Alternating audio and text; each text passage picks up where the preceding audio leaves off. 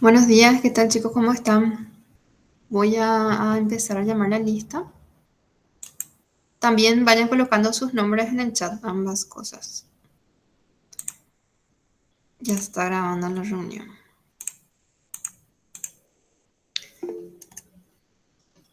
Álvaro Aguayo. Esa de la uno, doctora. Ah, perdón, sí.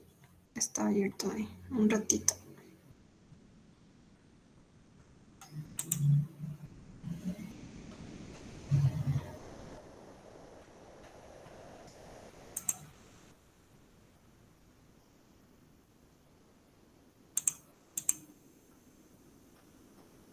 Ahí está. Romina Adorno.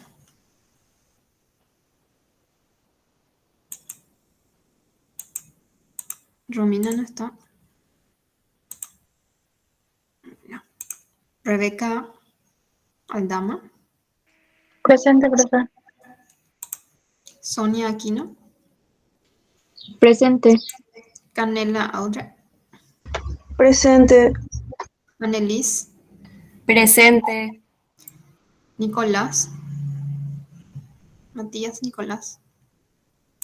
Presente, profe. Ok. Renzo Isaac.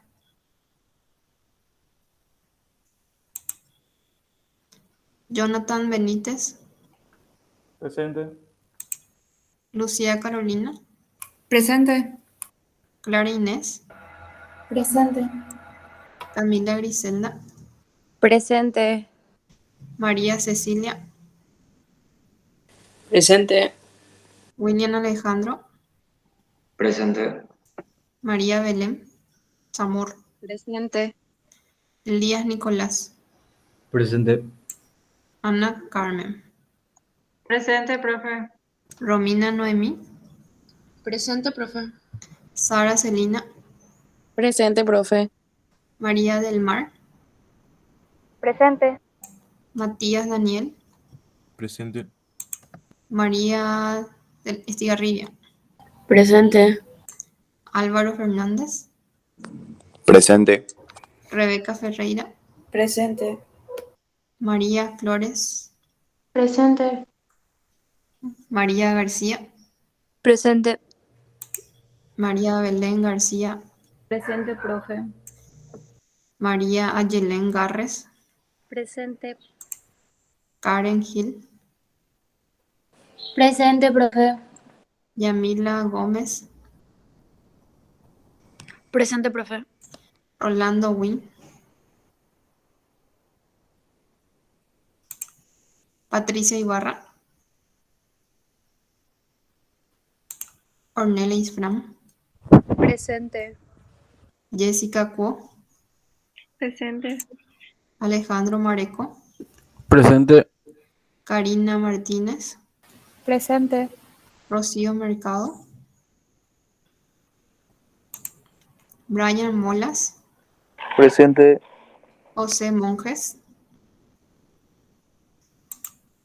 Aldo Montiel. Presente. José Mora. Presente.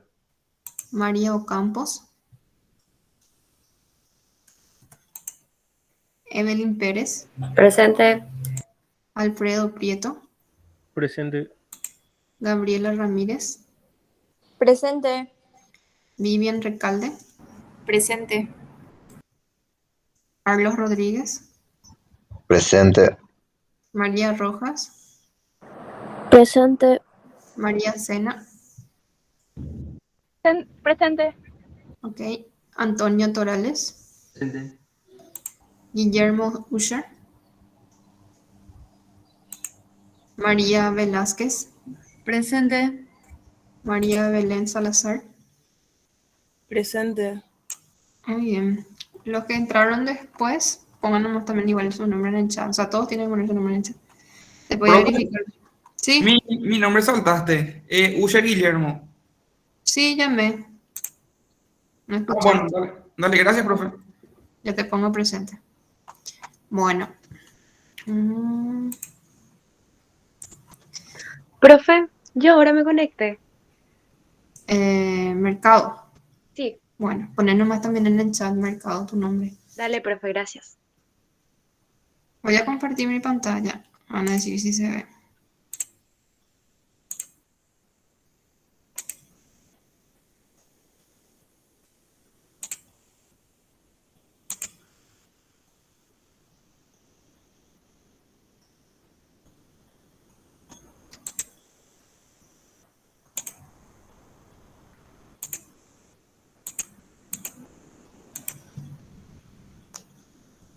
¿Ahí se ve en mi pantalla? Sí, profe, se ve. Ok. Bueno, hoy vamos a tocar o sea, empezamos ya un nuevo módulo, que es el módulo gastrointestinal, que sería ya el último módulo del año. O sea, con esto cerramos lo que es fisiopatología. Y hoy vamos a tocar un poquito los trastornos motores a nivel gastrointestinal. El año pasado ustedes dieron en fisiología lo que sería los movimientos peristálticos de por sí que tiene el intestino, desde el esófago, desde la boca, al momento de la digestión, todo lo que se secreta en el intestino, etc. Bueno, entonces vamos a hacer un breve repaso de lo que es la parte motora, cortito, y después ya vamos a entrar en lo que las patologías que entran dentro de los trastornos motores. La bibliografía de donde van a estudiar esta parte es del McPhee, que está bien ahí. También está en el Farreras, en esos dos. McPhee y Farreras. Están unos gráficos que están luego en esta clase. La otra, Ana ya subió, creo que todos los PPT y también las grabaciones de las clases asincrónicas que hay de este módulo. Entonces, para que vayan mirando también. Bueno, los dos trastornos, en general, hablando de los trastornos motores intestinales, van a ver que puede empezar desde lo que sería la boca hasta el último que sería el ano. En diferentes partes hay los trastornos motores. Nosotros, como hay muchas patologías que están abocadas a este tipo de trastornos, nosotros vamos a enfocarnos en los principales y en los que son más frecuentes. Por eso vamos a tocar de cada parte del tubo digestivo una porción más importante, más representativa de los trastornos motores. En recordarles aquí en esta parte la fisiología de lo que estaban implicados en el movimiento del intestino. ¿Se acuerdan? El sistema nervioso, o sea, el intestino estaba compuesto por el músculo liso intestinal, por el sistema nervioso autónomo que inervaban y el sistema nervioso entérico que es el propio del intestino. Voy a pausar a ver si me puedo pausar. Porque pasa el dispositivo automático. Pausa. Bueno. Entonces, lo que estaba diciendo, el intestino que tiene sus propias inervaciones. Si estamos hablando del músculo liso propio, o sea, el músculo liso intestinal, saben que tiene una frecuencia, o sea, un movimiento, una frecuencia que va entre 8 a 12 ondas por minuto que hace. Quienes estaban encargadas de ese movimiento del músculo liso son las células intersticiales de Cajal. Era el marcapaso intestinal que había. Recuerden que no es un potencial, no son potenciales de acción así propiamente dicho, pero como tiene fluctuaciones rítmicas, se les considera, vamos a decir, como una actividad motora que tiene parte del intestino. Gracias a esto es la actividad motora que llevan. Aumenta su excitabilidad, o sea, el movimiento de eso, el estiramiento, es decir, cuando llega el bolo alimentario en el intestino y ese estiramiento que le produce a esas células musculares lisas es lo que aumenta su excitabilidad. Y a través del sistema parasimpático, ustedes saben, cuando nosotros empezamos la digestión, el sistema encargado de toda la digestión es el sistema parasimpático, o sea, la actividad parasimpática que está implicada. ¿Y quiénes van a disminuir? La actividad simpática. Todo lo que ocurre cuando, por ejemplo, estamos en situaciones de estrés o actividades que implican la liberación del sistema nervioso simpático. Por ejemplo, cuando no estamos comiendo, estamos corriendo, por ejemplo. Entonces, ahí disminuyen el peristaltismo. En el sistema nervioso autónomo, recuerden lo que tenemos que están implicados en el intestino es el flujo, las inervaciones parasimpáticas y simpáticas. Quien estaba dado por el sistema parasimpático era el nervio vago y las neuronas del plexo mientérico y su mucoso. que esto aumenta en forma general la motilidad y la actividad secretoria del intestino. Y la acción simpática, que era la cadena de ganglios que había, ese están implicados los ganglios del celíaco, el mesentérico superior e inferior, y tienen una acción inhibitoria disminuyendo la motilidad y la actividad secretoria. Y finalmente tenemos al propio sistema nervioso entérico, que están compuestos por el plexo mientérico de Auerbach y el plexo submucoso de Meissner. El de Auerbach estaba entre la capa longitudinal y circular, y que controlaba los movimientos intestinales a lo largo del intestino, y el de Meissner entre la mucosa y la muscular circular, que controla la función de cada segmento del intestino, de la secreción intestinal y del flujo sanguíneo local. Entonces, los tres están implicados en el funcionamiento motor. Y por último, recordarles dónde estaba el centro de la deglución, que es encargado de coordinar ese movimiento que nosotros hacemos desde que ingerimos el alimento, masticamos y va a pasar al esófago, quien coordina todo ese movimiento que sea correcto para que no vaya a la tráquea y esa epiglotis no permanezca abierta, no vaya a la tráquea y no nos produzca el atragantamiento, ¿verdad? Entonces, quien coordina todo eso está a nivel del centro de la deglución, que está en el puente, la región caudal del puente del bulbo raquídeo. Bueno. Recordarles también las fases de la deglución. Tenemos una fase oral voluntaria y una fase faríngea y esofágica, que esa es la involuntaria. La voluntaria es aquella que nosotros aquí en la boca, cuando ingerimos los alimentos, podemos controlar. Por eso es voluntario en todos los músculos que tenemos acá, de la lengua, los músculos masticatorios, todo lo que podemos controlar.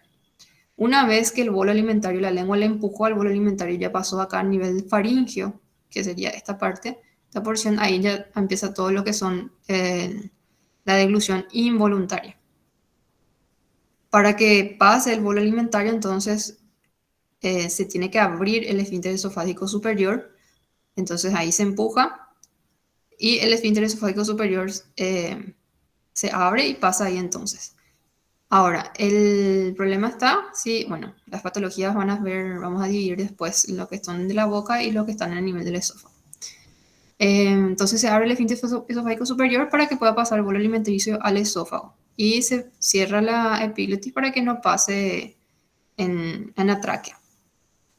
Una vez que el bolo alimentario pasa al esófago, pasó el esfínter esofágico superior, ya va a todo lo que sería el tubo del esófago en sí, y después va a llegar al estómago. En ese momento tiene que permanecer cerrada la epiglotis. Una vez que ya pasó el esfínter esofágico superior, se tiene que abrir otra vez para que nosotros podamos respirar. O si no, vamos a estar en estado de asfixia cada vez que ingerimos la comida. Entonces, una vez que pasa el bolo alimentario, se abre otra vez la epiglotis y pasa otra vez aire en la tráquea y se puede respirar otra vez. Por eso siempre se recomienda que cuando ustedes ingieren alimentos, tienen que estar tranquilos, tienen que tratar de concentrarse, vamos a decir, entre comillas, en un ambiente tranquilo y no estar haciendo muchas cosas y estar alimentándose, porque estos reflejos se pueden ver afectados por esa desconcentración que ustedes pueden tener y se pueden atragantar. Anteriormente, una de las causas de muerte que más se registraba era por atragantamiento, porque ingerían porciones muy grandes de los alimentos, no masticaban bien y tragaban, y generalmente eran muy los reyes de antes o la gente que era de mucho estatus, que comían, eran muy golosos y comían demasiado ya también y permanecían constantemente, entonces se podían atragantar fácilmente ellos porque exageraban con la cantidad de alimentos que comían. Bueno, entonces vamos a pasar esta parte y vamos a hablar de lo que es la disfagia. La disfagia es la dificultad para la deglución y se puede ver en dos partes. La disfagia puede ser oral, orofaringia alta, y la esofágica o baja, que es por eso se divide anatómicamente en dos porciones. Entonces, si hablamos de disfagia orofaringia, es la incapacidad de iniciar la deglución.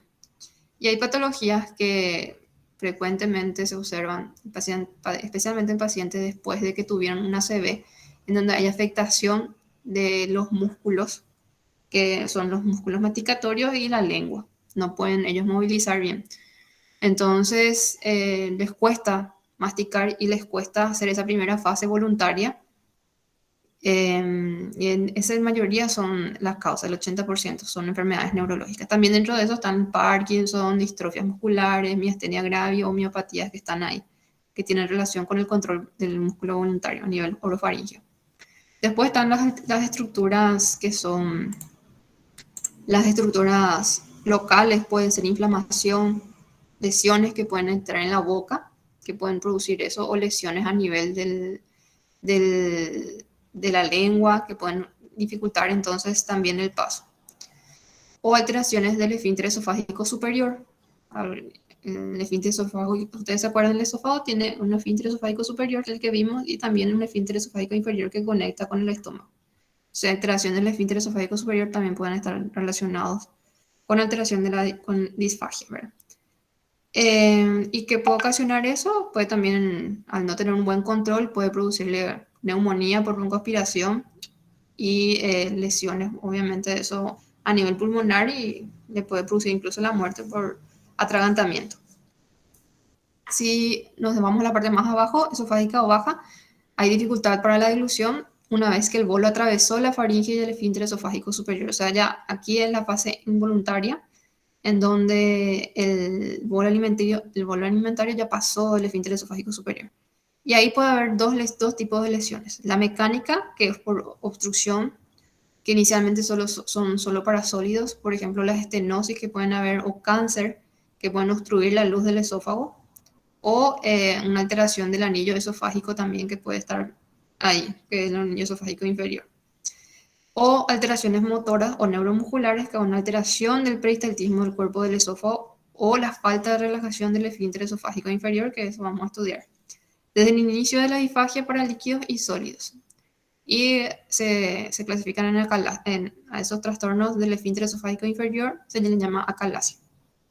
También puede haber espasmos esofágicos o alteraciones del tejido conectivo, de las capas del intestino, y, por ejemplo, la esclerodermia, que puede alterar en la capa del tejido conectivo del esófago. O sea, diferentes partes en realidad, pero si hablamos del esófago específicamente, puede entonces alterar eso.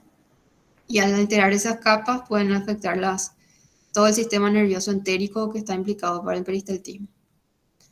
Bueno, vamos a hablar entonces de los principales que tienen que ver con el trastorno motor del esófago. Vamos a empezar. Y del esófago estamos en dos principales, la acalasia y el reflujo gastroesofágico. Luego tenemos que esos son los trastornos motores primarios, esa es la clasificación. Los trastornos motores secundarios son aquellos que obviamente hay una causa secundaria de ese trastorno motor de ese esófago. Por ejemplo, la infección por Trypanosoma cruzi, que fue muy frecuente acá en Paraguay, ahora está disminuyendo, pero por ejemplo en el Chaco había mucha infección por Trypanosoma cruzi o enfermedad de Chagas. Entonces tenían trastornos motores del esófago, y eso después a la larga acarreaba problemas nutricionales. ¿Qué ocasiona el Trypanosoma cruzi? Destruye los plexos mientéricos. También en las patologías como la esclerodermia o amiloidosis, diabetes, que vamos a estudiar también, y el alcoholismo. Y luego están los trastornos obstructivos del esófago, que pueden ser primero las causas de esta o ya otras patologías, como por ejemplo cáncer del esófago, que eso después va protruyendo el tumor y va obstruyendo la luz intestinal. Entonces pueden ser producidos por trastornos obstructivos. Alteraciones de los anillos esofágicos, porque cada disposición muscular que tiene el esófago está conformada como anillos para que vaya moviendo, facilitando el paso del bolo al estómago. Entonces puede haber también alteraciones de los anillos esofágicos. O infecciones que pueden ocasionar que la mucosa del esófago sea tapizado por membranas de hongos, por ejemplo, como la Candida albicans. La Candida albicans se da más frecuente en pacientes con VIH o pacientes inmunodeprimidos, y anteriormente, cuando no había todavía un tratamiento muy temprano del VIH, muchos pacientes inmunodeprimidos hacían estas membranas esofágicas por Candida albicans, y eso dificultaba muchísimo la deglución. Y eso, vamos a ver entonces primero la acalasia. Los trastornos motores a nivel esofágico primario es, por ejemplo, la calasia. La calasia se ve porque hay una ausencia de relajación del esfínter esofágico inferior. Anatómicamente, este es el esfínter esofágico inferior que va a conectar el esófago con el estómago. Y este es un esfínter, o sea, puede cerrarse y abrirse y controlar eso, el paso del bolo alimentario al estómago. ¿Qué pasa en la calasia? Hay una ausencia de relajación de ese esfínter, entonces como permanece hipertónico, no se abre. Entonces permanece así constantemente en este estado reducido del diámetro donde tiene que pasar el alimento. La causa, la etiología realmente es desconocida hasta ahora, pero tiene una incidencia de un caso por cada 100.000 habitantes en el año, o sea, no es tan infrecuente, pero eh, no es tampoco tan frecuente, pero hay que sospechar. Vamos a ver en qué caso hay que sospechar. Afecta por igual a varones y a mujeres y puede presentarse a cualquier edad. Podrían intervenir factores genéticos, o sea, una predisposición genética que tiene luego ya ese paciente por que no se relaja este esfínter, o factores infecciosos o autoinmunes que pueden lesionar entonces a este esfínter y llevar a la acalasia de ese paciente. Entonces, acalasia es falta de relajación del esfínter esofágico inferior y también hay una ausencia de la peristaltis eficaz de este esófago. Entonces, las causas que pueden llevar a una peristaltis inadecuada de este esófago que no hace que el movimiento del bolo alimentario no pase al estómago, no hace unas buenas contracciones, entonces también se ve asociado con eso a la calasia.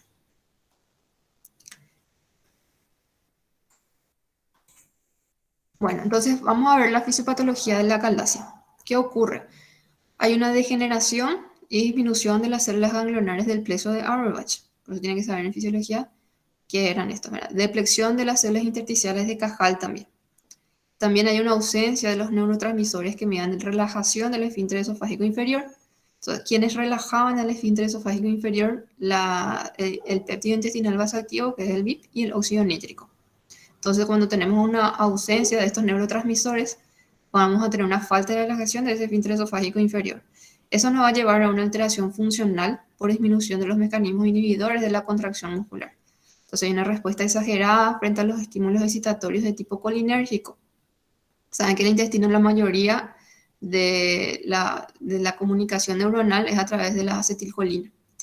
Entonces, cuando hay esta falta de inhibición de estos neurotransmisores y falta de este sistema nervioso que se ve afectado, entonces hay una hipersensibilidad por esta falta de estos dos a los estímulos colinérgicos.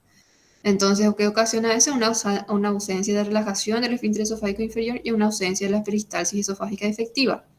Eso va a llevar a una dificultad para el paso de los alimentos hacia el estómago y a una distensión esofágica proximal a la obstrucción. Entonces, como está cerrado ese esfínter esofágico inferior, el contenido de lo que uno traga o lo que va comiendo se va acumulando en el esófago, en la porción inferior, y va distendiendo ese esófago inferior y se va acumulando ahí la comida. Eso a la larga va a producir, obviamente, disfagia, puede producir reflujo, o sea, nuevamente ese alimento, como no traspasa ese esfínter esofágico inferior, vuelve otra vez a la boca, se regurgita, entonces hay reflujo otra vez. Pirosis. Pirosis es un término que se utiliza un término que nos usamos los médicos para describir lo que el paciente te dice como ardor retroesternal. Si el paciente te dice que tiene un tipo que le arde o tiene una acidez mismo, también te pueden usar esa palabra. Generalmente a nivel retroesternal es porque hay ahí entonces una sensación de acidez marcada en el paciente. Entonces generalmente eso te puede referir y nosotros ponemos eso como pirosis. Entonces esa acidez retroesternal que refiere el paciente. También dolor torácico, por lo mismo, porque en esa zona que está retroesternal está la zona del esófago en comunicación con el estómago, por anatomía. Y también puede recibir entonces tos nocturna porque al acostarse, el paciente al pasar en decúbito dorsal facilita otra vez que ese bolo alimentario que se ingirió vuelva otra vez a la boca. Entonces eso le puede producir que pase la epiglotis y puede producir el reflejo de la tos.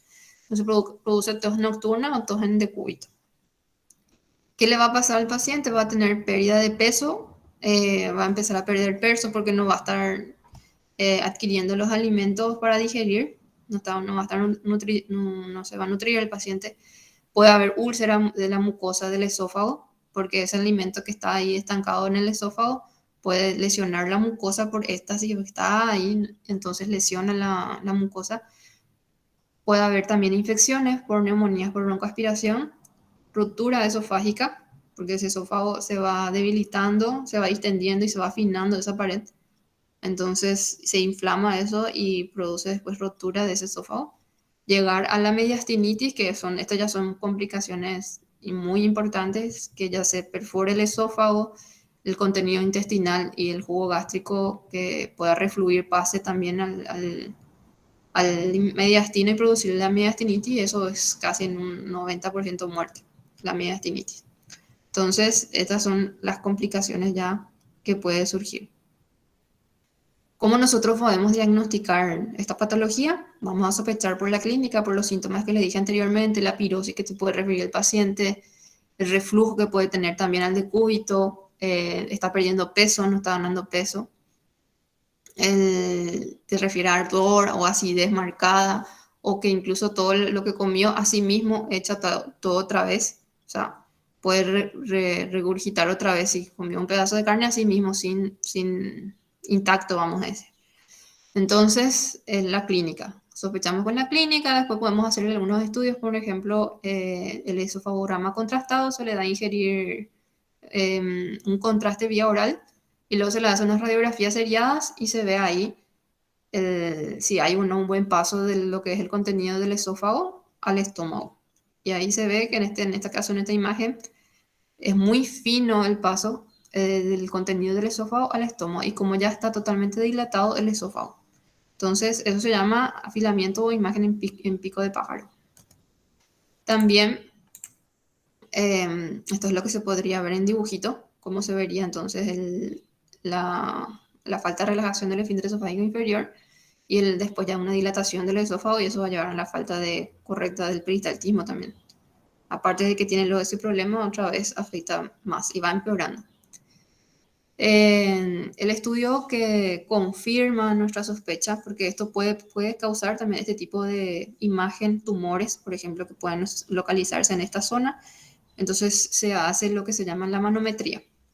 Entonces la manometría es un dispositivo que se le coloca al paciente como una sonda nasogástrica, se le va metiendo es como una especie de sonda, vamos a decir, y se le mete por la nariz, la sondita pasa por el esófago, atraviesa el esfínter esofágico superior, atraviesa el esfínter esofágico inferior y llega hasta el estómago. Y tiene unos sensores, ese aparatito tiene unos sensores y capta entonces el movimiento peristáltico que tiene el esófago y capta también entonces la presión del esfínter esofágico superior e inferior. Mide el tono de ese esfínter. Entonces, con eso se confirma el diagnóstico con esta manometría. Al ver entonces que aún tiene un tono aumentado en el esfínter esofágico inferior, se hace el diagnóstico. Ahora, hay otra patología que vamos a ver, que es el reflujo gastroesofágico. Eso es en cuanto a la calesia, ahí terminamos. Ahora, el reflujo gastroesofágico, ustedes saben que el reflujo es normal, o sea, es fisiológico. Ustedes el año pasado dieron en fisiología que el reflujo era fisiológico. Entonces, ¿cuándo empieza a ser patológico? Cuando ya empieza a dar síntomas muy importantes en el paciente o ya empieza a haber complicaciones por ese reflujo. Entonces, recordar primero que eso es fisiológico, el reflujo. No me pongan nunca que el reflujo es algo patológico. El reflujo gastroesofágico es fisiológico. Entonces, cuando empieza a ser patológico se llama enfermedad por reflujo gastroesofágico. Ahora, el reflujo, que es el desplazamiento retrógrado del contenido gástrico hacia el esófago, en ausencia de síntomas. Es un fenómeno fisiológico, puede ocurrir después de comer o de corta duración. Entonces, es cortito, por eso no va a producir muchos síntomas. Rara vez genera problemas graves. Hay una relajación. ¿Y por qué ocurre eso? Porque hay una relajación transistoria del esfínter esofágico inferior. Entonces es un reflejo que está en el tallo cerebral, mediado por el nervio vago, en respuesta a distintos estímulos aferentes. Entonces llega la comida, se come, llega la comida acá, el esfínter esofágico se abre, se relaja, deja pasar la comida, se digiere y otra vez esta comida que está ya en el estómago puede refluir otra vez en el esófago porque hay una relajación transitoria de ese esfínter esofágico inferior. Es común después de las comidas y hay una distensión gástrica y los alimentos ricos en grasa generalmente hacen que se incremente eso. O sea, papa frita, carnes con mucha grasa, entonces hace que sea más, que ocurra un poquito más esa relajación del esfínter esofágico inferior. Porque la grasa actúa relajando un poquito más el esfínter esofágico inferior. Por lo general, el material que refluye retorna al estómago mediante tácticas secundarias generadas por el esófago y la saliva de rutina se utiliza y arrastra el ácido que refluye. Tenemos los mecanismos intrínsecos y los mecanismos extrínsecos que están relacionados con el esfínter esofágico inferior. El mecanismo intrínseco, por ejemplo, están los músculos circulares de la porción distal del esófago. Esos son encargados de que haya una correcta contracción y que pase el bolo al estómago, ¿verdad? Y que ese reflujo no sea patológico, o sea, que funcione bien. Eso es un mecanismo de protección, vamos a decir, de ese esófago. Y los extrínsecos son los músculos oblicuos del estómago, ubicados por debajo del esfínter esofágico inferior. Entonces, por debajo del esfínter esofágico inferior hay el músculo oblicuo del estómago. Ahí están también los pilares del hiato esofágico. Estos son, el hiato esofágico era ese hiato que había entre lo que sería el diafragma para que pase el esófago y atraviese. Entonces, ese hiato también aquí hay pilares importantes para que esto se mantenga unido y se mantenga bien, funcione bien esta porción y no sea el reflujo ya no le ocasione patología. Forma un colgajo que contribuye a la formación de antirreflujo del esfínter esofágico interno. Entonces, esta anatomía que tiene así contribuye también a que haya un buen pasaje desde el esófago al estómago y no haya mucho reflujo del estómago al esófago. Y hay patologías genéticas que nacen ya con estos problemas del hiato, una malformación del hiato o una malformación de los pilares que van a conectar con el estómago, entonces pueden ahí ocurrir las patologías. Bueno, ahora la enfermedad por reflujo gastroesofágico o ERGE. Ya es ese reflujo patológico donde ya hay presencia de síntomas y hay complicaciones en el paciente. Los síntomas son muy parecidos a lo que refería de la calasia. Por ejemplo, pirosis, nuevamente una acidez, regurgitación, disfagia y dolor torácico. Fíjense que prácticamente los síntomas son parecidos.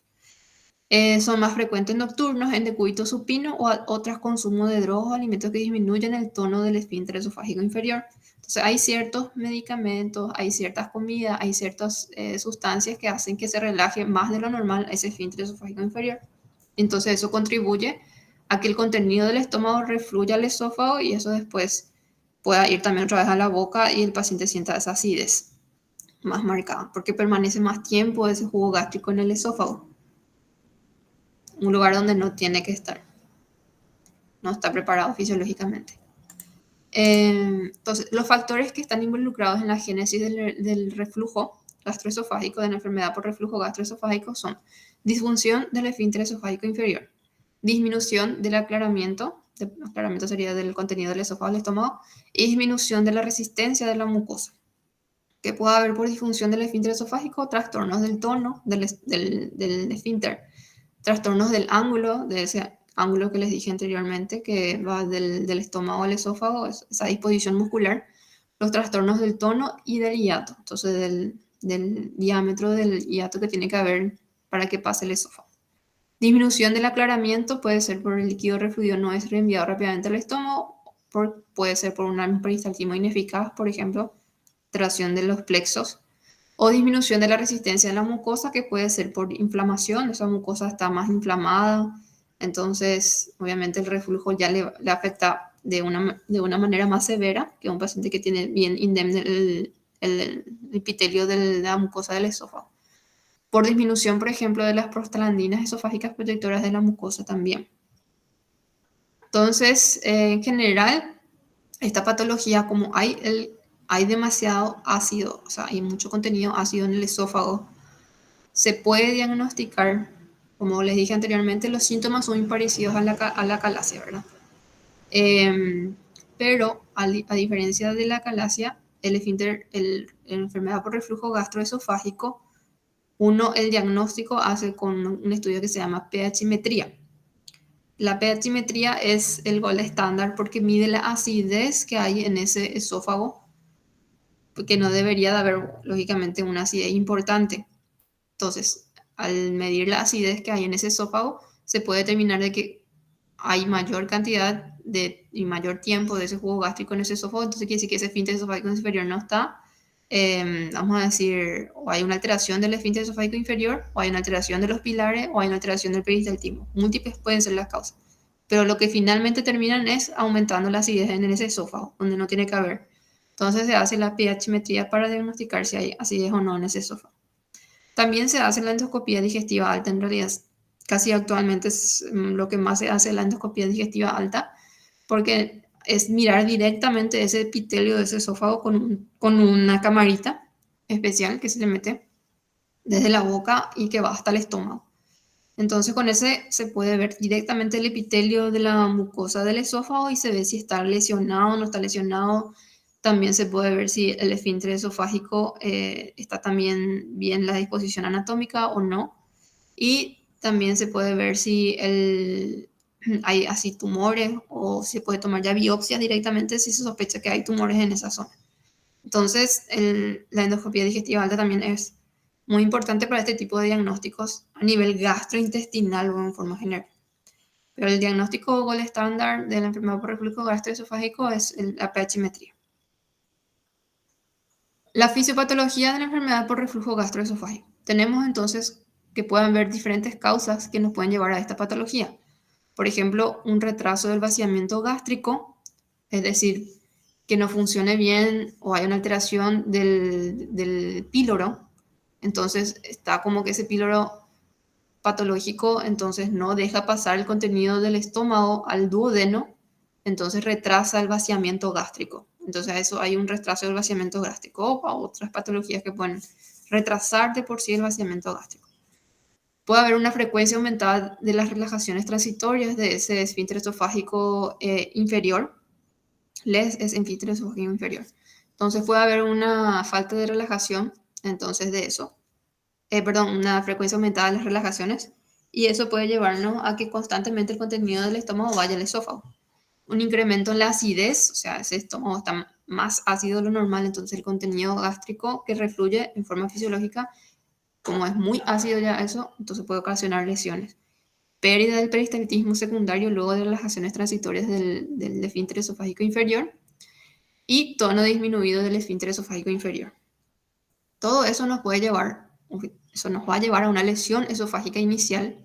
Esa mucosa del esófago se va a lesionar, luego se va a cicatrizar eso, se genera un tejido cicatrizal y es como un círculo vicioso. Nuevamente la lesión o nuevamente el jugo gástrico vuelve otra vez y la lesión es recurrente. Ya esa recurrencia crónica de esas lesiones va a llevar a un esfínter esofágico incompetente y a la larga ese paciente puede evolucionar a dos condiciones en forma general. Puede evolucionar al esófago de Barrett, que va a llevar al cáncer, porque el esófago de Barrett es un precursor, ya dieron por anatomía patológica o ya dieron por histología, habrán tocado este tema del esófago de Barrett, que puede evolucionar a un cáncer, una lesión preneoplásica. O puede llevar a una estrechez de ese esófago, a obstrucción, o sea, se puede obstruir ese esófago porque genera después la fibrosis de esa zona, o perforarse también ese esófago. Son las consecuencias que puede haber. Entonces, inicialmente el paciente te puede referir pirosis, que es la acidez que puede tener más marcada, o cuando se acuesta, esa acidez empeora y refluye mucho el contenido, la acidez que siente, regurgita mucha acidez y ya le genera dolores y molestias. Entonces, después, eso es generalmente los primeros síntomas que manifiestan. Después, a la larga, ya hay disfagia inicialmente a sólido porque ya genera una estenosis. Ese esófago lesionado, ese esófago ya con cicatriz puede generar ya estenosis y genera ya de una disfagia a sólidos. Puede haber perforación, ronquera o tos o sibilancias. ¿Por qué? Porque ese reflujo puede ir al pulmón a través de la tráquea, atraviesa eso y puede llegar al pulmón. Entonces puede haber también tos, ronquera, neumonía por broncoaspiración. Ese esófago está inflamado y genera esofagitis. Inflamación del esófago es esofagitis. Y como les dije, puede evolucionar también un esófago de Barrett y luego a un cáncer por adenocarcinoma. Bueno, ¿qué cosas pueden alterar ese esfínter esofágico inferior? ¿Qué influye en ese esfínter esofágico inferior? ¿En aumentar el tono o disminuir el tono de ese esfínter? Generalmente se vio que estas hormonas, por ejemplo, la gastrina, la motilina y la sustancia P aumentan el tono y disminuyen la secretina, la colecistocinina, el glucagón, la somatostatina, el HIP, el VIP y la progesterona. Entonces, cualquiera de alteraciones que puedan aumentar esto o disminuir esto van a afectar entonces el esfínter esofágico inferior. Los agentes neuronales como los alfa-adrenérgicos, los antagonistas beta, los agonistas colinérgicos aumentan. Y los bajan agonistas beta, alfa-adrenérgicos y anticolinérgicos. Los alimentos, las comidas ricas en proteína aumentan el tono de ese esfínter esofágico. Y las grasas, como les dije, disminuyen el tono de ese esfínter, entonces facilita el reflujo. Comida, con un paciente obeso o paciente que siempre come comida muy grasosa, que da contenido en grasa, va a tener un esfínter esofágico inferior con un tono muy disminuido, entonces facilita mucho que tenga reflujo. El chocolate también, los que consuman alcohol en forma crónica, ya sea, no en forma ocasional, no, una vez no pasa nada. Pero si todos los días le baja una petaquita, le baja todos los días, eso va a alterar el esfínter esofágico inferior y va a tener reflujo ese paciente. Y otros, por ejemplo, la histamina, los antiácidos, la metoclopramida, la ompedidona, estos son ya medicamentos que pueden aumentar el tono. Y los que disminuyen la teofilina, la cafeína, por eso los que consumen mucho café también van a tener mucho reflujo, van a tener más acidez en el esófago y pueden sentir esa acidez. El tabaquismo, fumar también disminuyen el tono del esfínter esofágico inferior. La gestación también disminuye. Las madres gestantes generalmente también se quejan mucho de reflujo o de acidez porque la gestación, las hormonas de la gestación también disminuyen el tono del esfínter esofágico inferior. Y estas otras hormonas, drogas. Bueno, hay otros trastornos. Eso en cuanto al reflujo gastroesofágico. Hay otros trastornos que tienen que ver con alteraciones motoras que tienen, por ejemplo, la gastroparesia idiopática, que es una lentificación del vaciado sin miopatía o neuropatía. O sea, no se sabe realmente, por eso se llama idiopática, pero hay una lentificación de ese vaciado gástrico. La rumiación, que es una regurgitación postprandial, deglución y vómito remanente otra vez. O sea, generalmente come, regurgita otra vez y vuelve a vomitar otra vez o regurgita otra vez el contenido que comió. Y puede ser por contracciones cementarias no propulsivas, o sea, no hace que el bolo del esófago llegue al estómago y vuelve otra vez. Entonces, ¿qué puede hacer eso? O un esfínter esofágico inferior muy relajado que no se tonifica luego y eso puede ocasionar. La migraña abdominal, que son paroxismos de náuseas y vómitos cíclicos, y aerofagia, que son trastornos de ansiedad donde consume, o sea, el paciente tiene, no sé cómo explicarles, que tiene una respiración acelerada o a propósito toma mucho aire, vamos a decir, y genera muchos gases en el paciente también. Y finalmente son trastornos relacionados patológicos con psiquiatría, ¿verdad? Trastornos de ansiedad o trastornos psiquiátricos que generan eso, alteraciones motoras que no se conocen, por eso se llaman idiopáticas. Bueno, pero esto no es muy frecuente. Los trastornos motores gastrointestinales secundarios, que son de causa secundaria, que son alteraciones motoras secundarias más frecuentes, principalmente después de una cirugía. Aquellos pacientes que se someten al balón gástrico, a la banda gástrica, que es para bajar todo, es para los obesidades tipo 4, o sea, los que son obesos y que quieren bajar, que pesan 150 kilos, eso, y se le hacen cirugías. Y ahí, posterior a la cirugía, pueden presentar alteraciones motoras secundarias. El Zollinger-Ellison, que es una patología, un tumor debido a un tumor secretor de gastrinas en el páncreas. Y ese genera también alteraciones motoras. Esclerodermia, chagas, amiloidosis porque lesionan el tejido conjuntivo, lesionan los plexos de Auerbach. El hipotiroidismo, que también puede tener alteraciones motoras, y la gastroparesia, que generalmente es debida a los diabéticos mal controlados, o sea, no es el diabético o el prediabético que está empezando. Estos son diabéticos que ya mantienen una glicada muy alta, no mantienen bien su glicemia postprandial, o sea, son diabéticos mal controlados que pueden llevar a la gastroparesia, o sea, quiere decir que ese estómago no se vacía bien por causa de la diabetes mal controlada y entonces genera alteraciones motoras. No hace un buen vaciamiento, es una digestión lenta del paciente. Los trastornos neuropáticos, capacidad contractil normal incoordinada, patrón de epididymismo anormal, es el Chagas, por ejemplo, nos genera este tipo de lesión. Los trastornos miopáticos, disminución de la amplitud de las ondas peristálticas, por ejemplo, la esclerodermia. Y genera trastornos mixtos de la alteración de la amplitud y coordinación de las ondas en la amiloidosis. Entonces, estos son algunos ejemplos de qué tipo de trastorno motor generan estas enfermedades. La gastroparesia es un endurecimiento del retraso del vaciamiento gástrico. Generalmente el paciente te puede referir náusea o sensación de hinchazón o dispepsia también, que es que dispepsia sería el vaciamiento lento del estómago, ¿verdad? Que siente que no puede digerir bien los alimentos. Puede generar estreñimiento o diarrea también. O puede ser asintomática, no presentar ningún síntoma. Es una complicación común de la diabetes, como le dije, en la diabetes mal controlada, porque la diabetes mal controlada tiene un componente de una lesión de la neuropatía, o sea, de lesiones a nivel neuropático, y eso entonces puede alterar a nivel motor al estómago y retrasar su vaciamiento. Las complicaciones que puede haber entonces son porque no se vacía bien el estómago, puede haber sobrecrecimiento bacteriano, mala absorción, diarrea, control errático de la glucemia, o sea, son consecuencia y causa también pérdida de peso porque generan náuseas, vómitos o generalmente muy intensos que pueden ocasionar al paciente. Pero así en forma general nada más.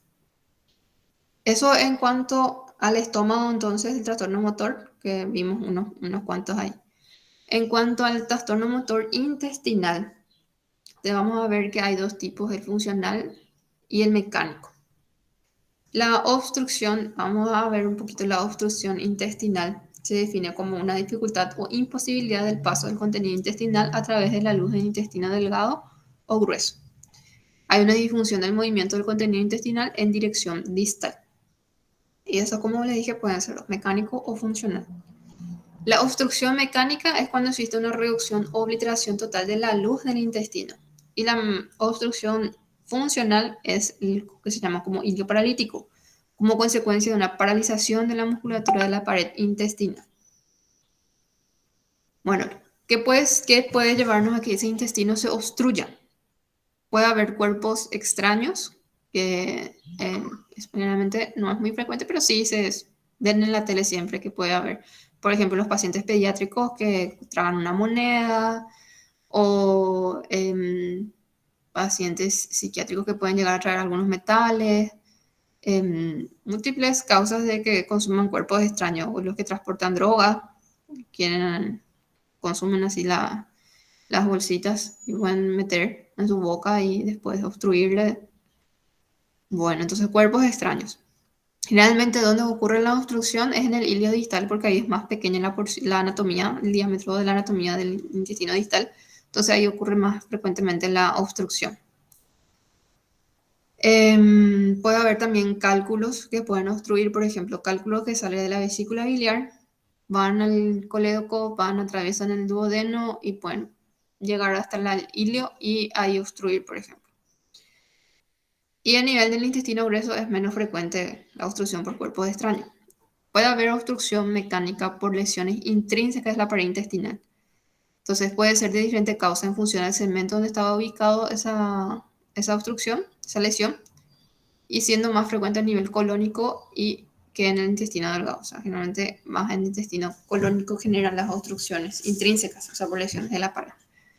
Dentro de estas patologías que pueden ocasionar lesiones de la pared intestinal y causar una obstrucción, puede ser, por ejemplo, la enfermedad de Crohn, que es una enfermedad inflamatoria intestinal. Otra es menos frecuente, son los tumores o sea, no es que es menos frecuente, pero sí hay tumores en la pared que pueden ocasionar lesiones a nivel del colon y generar obstrucción en la luz intestinal y producirle al paciente una obstrucción.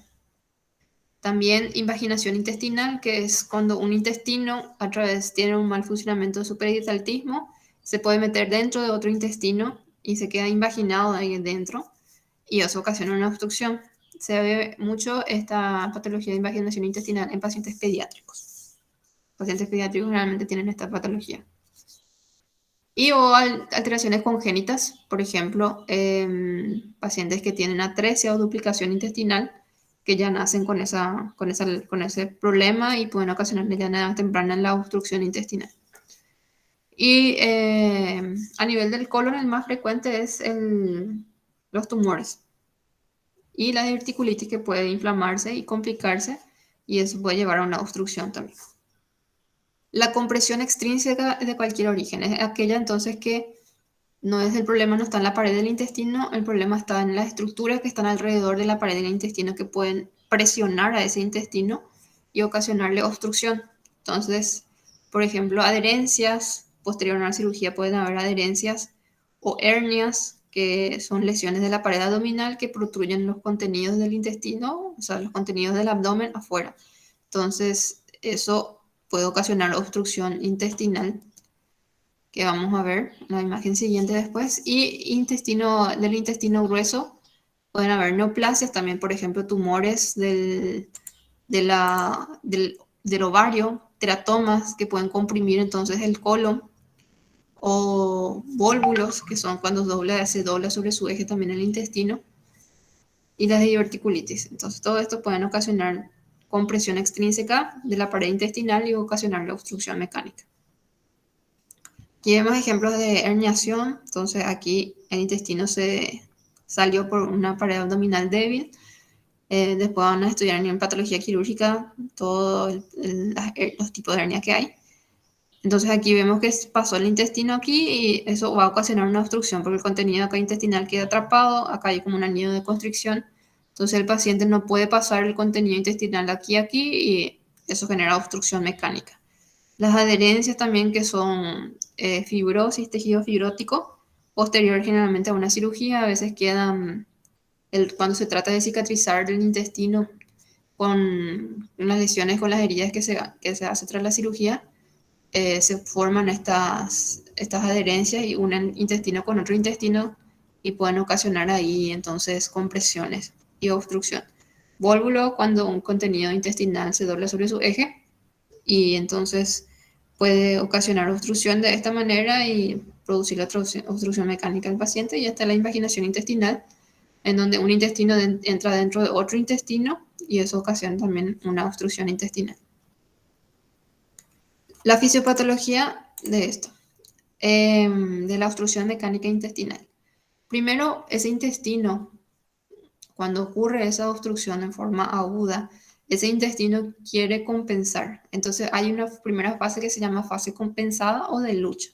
Que hay en esa fase hay un aumento de frecuencia y amplitud de las ondas peristálticas que tiene ese segmento de ese intestino donde está obstruido, y el paciente te va a referir como un dolor abdominal intenso. O sea, el dolor tipo cólico que te refiere el paciente, que es intenso, es el dolor que ocurre en esta primera fase.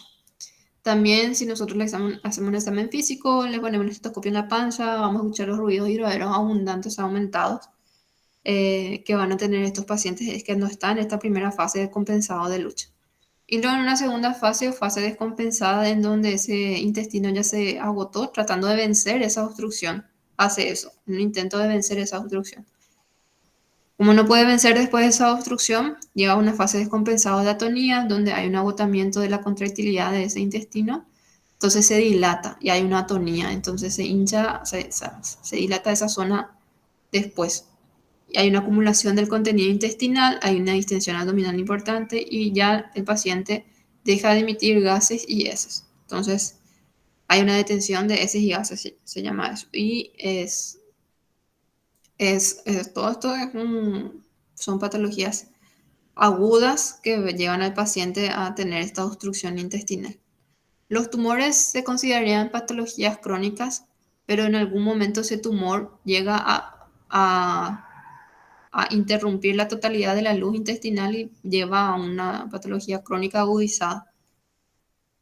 La imposibilidad de la progresión entonces del contenido intestinal. Hay una acumulación de líquido intestinal y gas intraluminal, hay distensión abdominal, puede haber traslocación bacteriana, quiere decir que como la materia fecal no es aséptica, está lleno de bacterias, se puede traslocar, o sea, puede haber un sobrecrecimiento bacteriano en esa zona y llevar a la traslocación, y esas bacterias van a llegar después a la sangre y pueden producirle sepsis al paciente. Paso de agua y electrolitos a la luz, vómitos va a tener el paciente o formación en tercer espacio donde hay edema, líquido libre en cavidad abdominal que va a llevar al paciente. Finalmente, todo esto si no se compensa, si no se actúa pronto, le va a llevar a la deshidratación, va a llegar a la oliguria, va a tener hipopotasemia, acidosis metabólica importante, va a llegar a la sepsis y se puede morir ese paciente. Si además existe compromiso vascular en cemento, va a llevar a una isquemia intestinal. La vascularización, por ejemplo, en el caso de las hernias, en donde hay un compromiso vascular de esa hernia, que cuando no le llega más flujo en esa porción de ese intestino herniado, se va a isquemizar y se puede perforar y llevar también a la peritonitis al paciente. Entonces, el cuadro clínico de estos tipos de pacientes que están con un cuadro de obstrucción intestinal es dolor abdominal, náuseas, vómitos, distensión abdominal, su panza va a estar enorme, va a estar súper hinchada, detención de heces y gases, se va a referir que no puede ventosear, que no puede irse de cuerpo o no se va de cuerpo, ya van 7 o 10 días que no se va de cuerpo y en forma aguda le cuesta no ventosea al paciente. El dolor de tipo cólico, que son dolor tipo en crisis, que va y viene el dolor, pero cuando viene es muy intenso, que en fases tardías ya puede desaparecer en ese momento. Hay compromiso vascular, obviamente estrangulación o lesiones vasculares que puedan en ese intestino. Dolor se hace constante con periodos de agudización, o sea, un dolor más sostenido. Y esto es lo que se hace después en el examen físico, lo que se trata de buscar dónde está la obstrucción y después se complementa con los estudios, ¿verdad? Pues entonces se ve si el paciente está con taquicardia, con hipotensión, se queda de piel y mucosa o está deshidratado. En la exploración inguinocrural o en el ombligo o cicatrices abdominales previas, o sea, si ya se operó de apendicitis, vos ves la cicatriz de la apendicitis que ya se operó, entonces puedes sospechar que puede ser la obstrucción por bridas y adherencias, por ejemplo, por lesiones que ya ocurrieron después de una cirugía. Grado de distensión abdominal, nivel de oclusión, ¿verdad? Si está muy extendido, también te puedo hablar de qué nivel está la oclusión. Se le palpa el abdomen, se ve donde es más doloroso, si hay signo de Bloomberg, que es cuando ya hay irritación del peritoneo, etc. Y también se les puede ocultar, la ocultación de los ruidos hidroaéreos, y se puede hacer también un tacto rectal en el paciente para ver si hay o no materia fecal o si hay sangrados también en el paciente. Luego, eso es en cuanto a la obstrucción.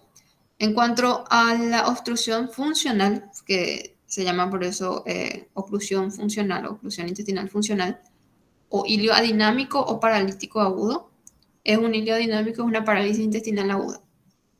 Generalmente eso no es mecánico, la obstrucción no es que hay algo obstruyendo la luz intestinal, sino que es por hipomotilidad, sobre todo en el intestino delgado, y se produce generalmente en forma refleja por un proceso irritativo, sobre todo en los procesos intraabdominales con irritación peritoneal. O sea, por ejemplo, si mi intestino está paralizado, puede ser que en el colon haya el problema y el colon esté inflamado o haya una diverticulitis, eso irritó el intestino, irritó el peritoneo, y ese peritoneo irritado en forma refleja paraliza el intestino delgado. Entonces no es que en el intestino delgado hay una obstrucción o algo le está comprimiendo, sino que deja de haber superistaltismo ese intestino delgado. Eh, y generalmente eso desaparece al solucionar las causas. Causas irritativas que pueden llevar al hilo dinámico, por ejemplo, un abdomen agudo o un hilo postoperatorio después de una cirugía. Alteraciones metabólicas, la hipopotasemia y los fármacos, algunos fármacos también pueden llevar porque tienen un efecto en el sistema nervioso autónomo. Bueno, esta es una imagen de la radiografía de abdomen de pie. O sea, se le ha separado al paciente, si se puede, la radiografía y se ve ahí si hay una obstrucción intestinal. Se sospecha con la clínica que le dije anteriormente y se puede hacer, por ejemplo, algo simple como una radiografía de abdomen de pie y se ve ahí si existe o no una obstrucción intestinal. Se ve, en este caso, después van a ver en imágenes, mejor van a estudiar esta parte, pero aquí vemos el intestino, varios intestinos que esto debería de verse un poco más negro todo el abdomen, ¿verdad? Porque el gas, o sea, los rayos pasan el gas, ¿verdad? Y aquí, por ejemplo, se ve que hay líquido, acá se ve en esta zona que hay líquido acá, aquí también, en esta zona donde está todo, esto es líquido. Este es radiolucidez que se ve acá con un contraste negro en el fondo, estos son el intestino con gases y acá está el líquido que se ve. Esto se llama niveles hidroaéreos, se llama esto. Y eso se ve cuando hay obstrucción intestinal. Entonces el cuadro clínico que va a tener el paciente.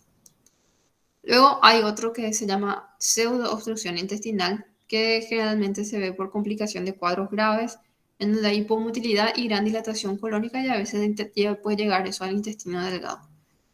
Y se ve asociado generalmente a trastornos hidroelectrolíticos importantes, o sea, pacientes como, por ejemplo, quemaduras graves de todo el cuerpo que llevan al paciente en un estado de deshidratación o de desequilibrio hidroelectrolítico muy importante, pueden tener una pseudoobstrucción intestinal, o sea, se paraliza también ese intestino y porque hay una hipomotilidad de ese intestino. Puede haber neuropatías viscerales también que pueden llevar a eso, como la enfermedad de Hirschsprung. También el Chagas, como les dije, el Chagas puede afectar tanto al esófago, puede afectar al colon en diferentes porciones y si afectamos al colon, también van a producir entonces un cuadro tipo de pseudoobstructivo. La pseudoobstrucción crónica secundaria puede ser por esclerodermia, amiloidosis, distrofia miotrófica, diabetes, por la enfermedad neuropática que produce la diabetes, neoplasias endocrinas y Parkinson. Parkinson, ¿se acuerdan que ya dimos que tiene estreñimiento el paciente?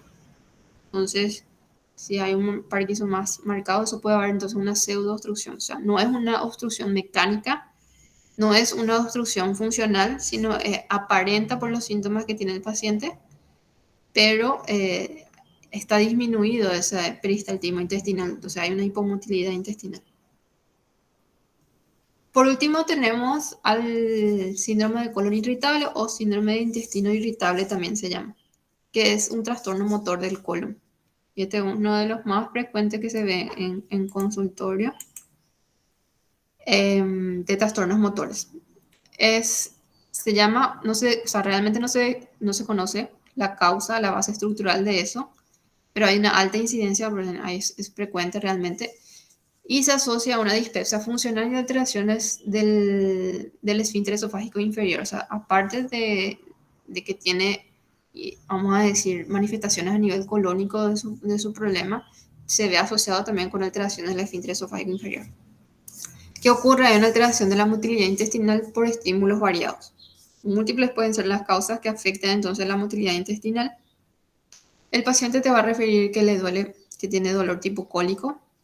Puede o no estar asociada a diferentes comidas. Por ejemplo, se puede decir que al comer sopa de verduras siente dolor tipo cólico. O de repente hay ciertos alimentos que le generan ese tipo de dolor. Varía muchísimo en cada paciente. Pero lo que todos refieren son el dolor cólico, o sea, le duele la panza. Es un dolor que va y viene. O sea, cuando viene es muy intenso, incluso le puede producir sudoración, náuseas, puede llegar entonces a tener vómitos también el paciente por el dolor intenso que refiere, y después le pasa otra vez, y después viene otra vez. Y generalmente cuando se va de cuerpo le mejora esa molestia, o sea, viene con el dolor cólico intenso, después se va al baño, se va de cuerpo y mejora. mejora esos dolores cólicos intensos. Tienen también distensión abdominal, o sea, y simulan como una oclusión, pero obviamente es un grado mucho más leve la distensión que tiene, pero es como que te dice que siempre estoy aventado o aventada, te dice, siempre que está distendida su panza. Y alterna episodios de diarrea con estreñimiento. El paciente te refiere por un tiempo diarrea, después te refiere por un tiempo estreñimiento, ¿verdad? Y hay una predominancia generalmente de un tipo de síntoma dependiendo otra vez del paciente. Algunos pacientes tienen predominancia de síntomas diarreicos. Por ejemplo, te dice que más frecuentemente diarrea es lo que sufre o más frecuentemente estreñimiento es lo que sufre. Y se vio que también está relacionado un poquito con la personalidad de ese paciente. Por ejemplo, las personas que son muy ansiosas, las personas que tienen la personalidad tipo A, que se estresan mucho con facilidad o les que se genera ansiedad en una situación. Por ejemplo, sabe que tiene que exponer y antes de exponer ya le da todo su oración, quiere irse al baño, tiene diarrea, se siente mal y empieza a dolerle la panza. Todo está entonces relacionado con que probablemente tenga aumento de ese sistema estimulación, una hipersensibilidad del sistema nervioso simpático y entonces afecta a nivel intestinal. Eso. Acá tenemos el cuadrito de la clínica de los criterios de Roma, que son los criterios que se designaron para hacer el diagnóstico de esta patología del síndrome de intestino irritable. Molestia o dolor abdominal recurrente por lo menos 3 días al mes en los últimos 3 meses y que reúne 2 de las siguientes características: que se alivia tras la defecación, se asocia con un cambio de la frecuencia deposicional, o sea, puede, de repente te dice que sí, se va de cuerpo cada 3 o 4 días o se va cada 15 días, o sea, hay una alternancia de eso. Cambio de la frecuencia deposicional y se asocia a cambio de la consistencia de las heces. A veces te dice que tiene la heces muy dura o se va como bolita al baño su materia fecal, o a veces va como serpentina, así como fino y largo. Entonces hay un cambio de la consistencia. Los siguientes síntomas no son esenciales, pero suelen ser frecuentes. Frecuencia deposicional anormal, más de 3 deposiciones al día o menos de 3 deposiciones a la semana. Forma de las heces anormal, bolas duras o sueltas o líquidas. Formación anormal, esfuerzo o urgencia o sensación de evacuación incompleta. Evacuación de moco o sensación de distensión abdominal. Las bases fisiopatológicas de esta enfermedad es una hiperexcitabilidad motora, como le digo, hay una mayor frecuencia de las ondas lentas y mayor respuesta a los neuropéptidos que tiene. Entonces, en un estado de actividad simpática, por ejemplo, aumentada del intestino, hay una hiperexcitabilidad motora en ese paciente. Le puede generar entonces dolores cólicos con eso. Y hay una hipersensibilidad esplácnica, mayor dolor ante cualquier estímulo que implique crear presión. Eso se descubrió con un experimento que a través de personas que no tenían colon irritable y personas que sí tenían colon irritable, vean la comparación. Entonces las personas que tenían, a ambos se les puso una sonda a través del ano se les introducía la sonda y ahí al final de la sonda había un baloncito que medía la presión, que tenía un sensor para medir también la presión. Y supongamos que en pacientes que no tenían colon irritable, inflaban ese baloncito, ponerle a 10 milímetros de mercurio. Y a ese mismo valor de presión que inflaban en un paciente con colon irritable, ya sentían dolor, un dolor muy importante. Entonces, había una hipersensibilidad en todo ese colon de ese paciente. Entonces, cualquier materia fecal o un cambio en la materia fecal que tengan, tienen mayor sensibilidad entonces ese colon en los pacientes con síndrome de intestino irritable. Eso se llama hipersensibilidad esplánica. Como les digo, no se conoce cuál es la causa de las alteraciones sensitivas y reflejas que causan los síntomas. Y se ve que tiene una patogenia en 4 niveles, o sea, factores predisponentes que puede tener. Puede ser que la mamá o el papá ya sea algo así y sale el hijo así. Síntomas clínicos que pueden, como les dije, están relacionados ahí con que pueden tener hacia un estreñimiento o hacia una forma diarreica en la manifestación del síndrome del colon irritable. Alteraciones sensitivos reflejas, que la sensibilidad y el reflejo que tienen estos pacientes neuronales más exagerado y la repercusión psicosocial que tiene este paciente, ¿verdad? O sea, como les dije anteriormente, le afecta su calidad de vida a esta gente que es se estresa mucho y le afecta a nivel intestinal y le afecta la calidad de vida de estos pacientes. Tiene repercusión psicosocial ya de estos síntomas en estos pacientes. Entonces ahí sí hay que tratarlos. Bueno, ¿tienen alguna pregunta? Si no, vamos a pasar a 2 casos clínicos y terminamos. Ahí cohete. Bueno, las 12:05 ya era. Vamos a hacer rápidamente esto. Andrés, de 65 años de edad, acude a la consulta presentando historia de 4 meses de evolución de dificultad para tragar que fue empeorando progresivamente. Primeramente notaba que le molestaba al comer sólidos, como el asado de los domingos, y ahora siente la molestia hasta cuando toma agua. Describe la sensación de que cualquier cosa que traga se queda atascada en su pecho. También se queja de acidez que empeora cuando se acuesta y no le deja dormir a menos que intente dormir sentado. Ha perdido 10 kilos en los últimos meses debido a estas molestias. Al examen físico no se encuentra nada llamativo, se hace un esofagograma abritado, el esófago ese que es con contraste oral. Se encuentra una disminución del peristaltismo del esófago, dilatación del esófago distal y una disminución del lumen a nivel del esfínter esofágico inferior. Hay muy poco paso de vario hacia el estómago y se hace una manometría por eso, y la manometría sale alterada. O sea, hay una manometría alterada en ese esfínter esofágico inferior. ¿Qué les parece que puede ser? Acalasia. Acalasia, profe. Muy bien, acalasia. Entonces tenemos síntomas ahí que refiere pirosis, después ya empezó a tener molestias para comer sólidos. Obviamente, ¿por qué primero el sólido? Porque la acalasia deja pasar lo que es líquido. Entonces, si toma yogur, si toma leche al principio, si tiene acalasia, no va a sentir no va a sentir mucha diferencia de ese paciente porque el líquido pasa fácilmente.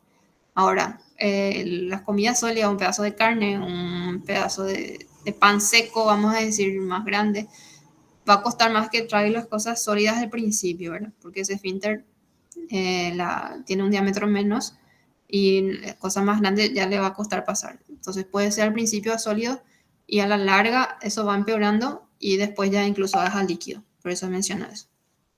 Muy bien. Entonces, ¿a qué nivel sospecha que se encuentra el trastorno motor que presenta el paciente? ¿A qué nivel sospechan que está en la boca, el esófago, el estómago, el intestino delgado, grueso o cano? El esófago. Esófago, muy bien. El esfínter esofágico inferior más específicamente, pero el esófago, súper bien. Bueno, describe la fisiopatología de la acalasia. Esto después ustedes van a ver. Esta la diapositiva van a ver después. Sana de 35 años acude a su médico de atención primaria por persistencia de dolor quemante a nivel torácico y abdominal superior. Sus síntomas empeoran de noche al acostarse y después de las comidas. Es fumadora, consume mucho café, presenta sabor amargo en la boca cada mañana al despertar. Su examinación física es totalmente normal, se le solicita estudio de retorno todo normal en los laboratorios. El esofagograma con contraste es normal y después se le hace entonces una endoscopía digestiva alta. Que se vio en la endoscopía que hay lesiones de irritación en el esófago. También se realizó una pH-metría y esos resultados de la pH-metría resultaron positivos, o sea, una alteración en el pH. Por lo que se concluye enfermedad por reflujo gastroesofágico. Y la pregunta es, conociendo la fisiopatología del reflujo, ¿cuáles son las complicaciones que puede presentar esta paciente? A la larga, si no se trata el reflujo, ¿qué puede presentar? Esófago de Barrett puede ser, profe. Sí, otro. Adenocarcinoma. Sí, el esófago va a evolucionar un carcinoma. ¿Otro?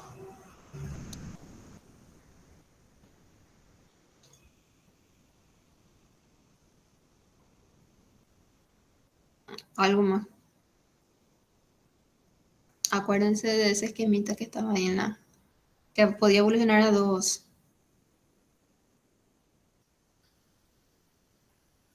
¿Qué pasa con ese esófago que está ahí? Está inflamado, ¿verdad?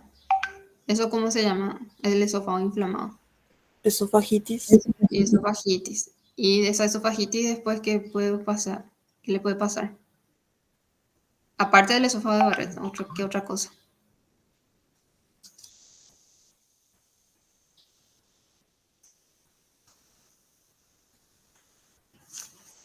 se va a fibrosar.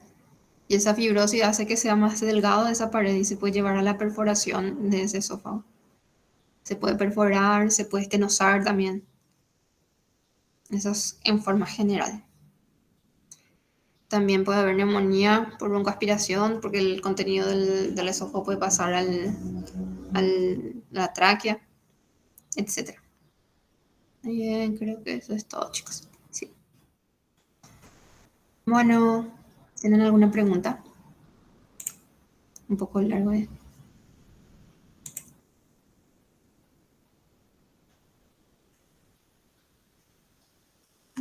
Bueno, chicos, esto entonces, si no tienen preguntas. Muchas gracias, profe. Gracias, doctora. Bueno, chao, chao, chicos, estudien.